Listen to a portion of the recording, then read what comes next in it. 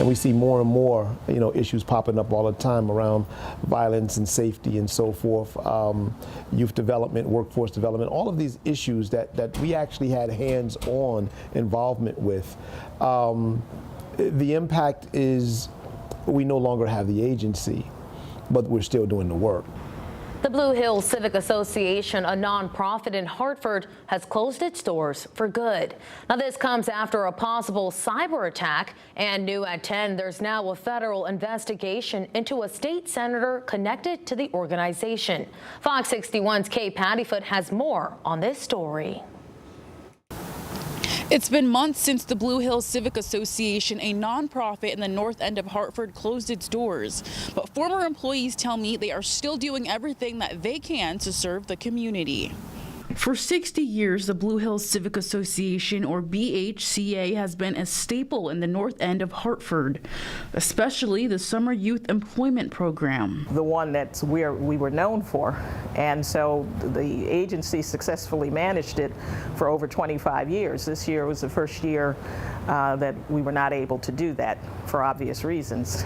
This organization took on many challenges because they were responding to what came through their door. BHCA helped the community through many different programs, including flood assistance, senior homeowner programs, and community outreach. All of this stopped abruptly in April 2025 when employees received an email that they were laid off due to financial difficulties. It was a blow. I felt that the board let the staff down. I felt that there could have been initiatives taken to save the organization, just not fire everybody. Because to be honest, I was really mad that I got an email at 10 o'clock at night telling me not to come to work the next day. Kelvin Lovejoy, the former community organizer director, says they are still trying to help the same way when they had a home-based office. They may call myself or one of the staff, and we're able to, if you will, go into our Rolodex and find some help and resources for them. The organization occupied space in the Colin Bennett building off of Albany Avenue.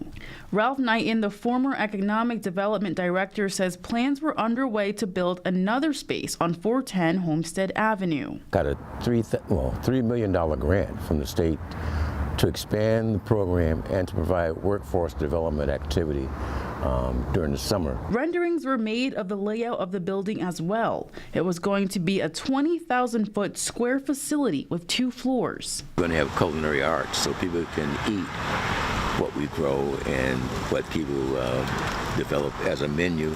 But that stopped when the state suspended millions of dollars in public funding to BHCA after the board waited months to report a possible cyber theft of $300,000 to state officials. The organization has also been named in federal subpoenas that involve State Senator Doug McCrory, whose district includes Hartford. Federal investigators want to know more about the relationship between McCrory and Sanchez Circio Hamlin, whose businesses and nonprofits landed millions from the state.